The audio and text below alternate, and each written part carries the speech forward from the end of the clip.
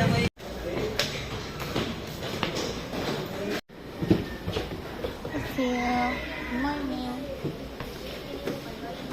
Teacher, good morning.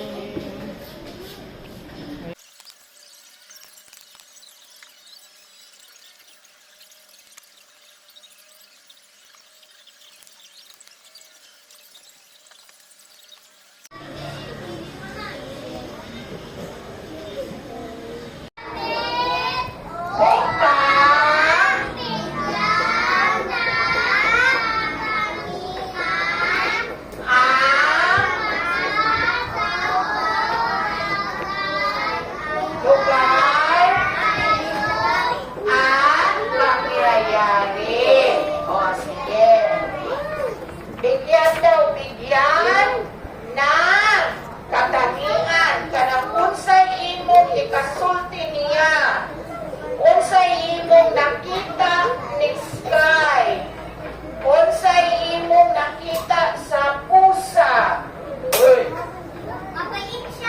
unsay imong nakita sa giraffe, sa unggoy. Ang giraffe ay di man na naglalarawan ang kumakain. Verb man na, action man na.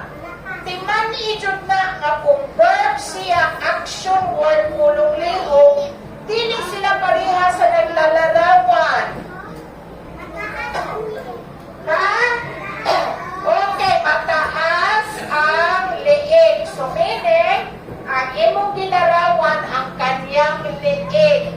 Oh, so ang liig ni giraffe ay mataas. So, ang salitang naglalarawan ay mataas. Riley, huwag ka naminaw. Pangutang-ut na karoon na, bantay ka ka-answer. Okay. Ready? Ano ang masasabi mo sa elepante? Okay, sige.